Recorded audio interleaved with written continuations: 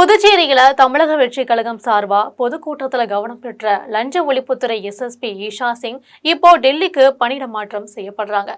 2021 IPS பேட்சை சேர்ந்த இவர் 2024 இருந்து புதுச்சேரியில பணியாற்றி வந்தாரு.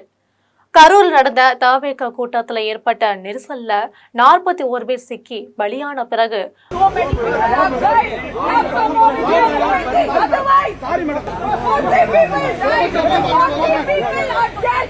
முதல் முறையா கடந்த டிசம்பர் மாதம் 9ஆம் தேதி புதுச்சேரியில திறந்தவெளி பொதுக்கூட்டத்துல அந்த கட்சியின் தலைவர் விஜய் கலந்து கொண்டாரு. இந்த கூட்டத்துல கலந்து கொள்ள 5000 பேருக்கு மட்டும்தான் பாஸ் வழங்கப்பட்டுச்சு. தொண்டர்களை மைதானத்துக்குள்ள அனுமதிக்கும் பொறுப்பு லஞ்ச ஒழிப்புத்துறை சீனியர் போலீஸ் சூப்பரண்டனான ஈஷா சிங்கிற்கு தான் வழங்கப்பட்டுச்சு. இந்த கூட்டத்துல காலை முதலே தொண்டர்கள் குவிய தொடங்கினாங்க.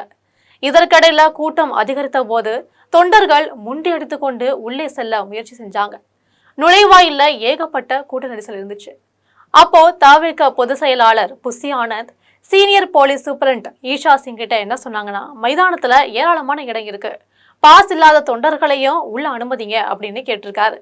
இதனால ஆத்திரமடைந்த ஈஷா சிங், காவல்துறை என்ன செய்யணும்னு நீங்க சொல்லாதீங்க, கரூரில் 41 பேர் உயிரிழந்தது மறந்துருச்சா, இங்க ஏதேனும் அசம்பாவிதம் நடந்தா உயிரிழப்பு ஏற்பட்டால் நாங்கள் தான் பொறுப்பேற்கணும், உங்களுக்கு கொடுத்த நிபந்தனையை மட்டும் ஒழுங்கா ஃபாலோ பண்ணுங்க அப்படின்னு சரமாரியா பேசி இருந்தாங்க.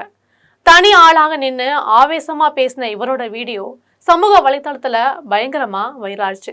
பெரிய விபத்துக்கு பிறகு நடந்த இந்த புதுவை கூட்டத்துல எந்தவித அசம்பாவிதமும் ஏற்படாம சிறப்பா செயல்பட்டதா அனைத்து தரப்பினரின் பாராட்டுகளை பெற்றவர் ஈஷா சிங்.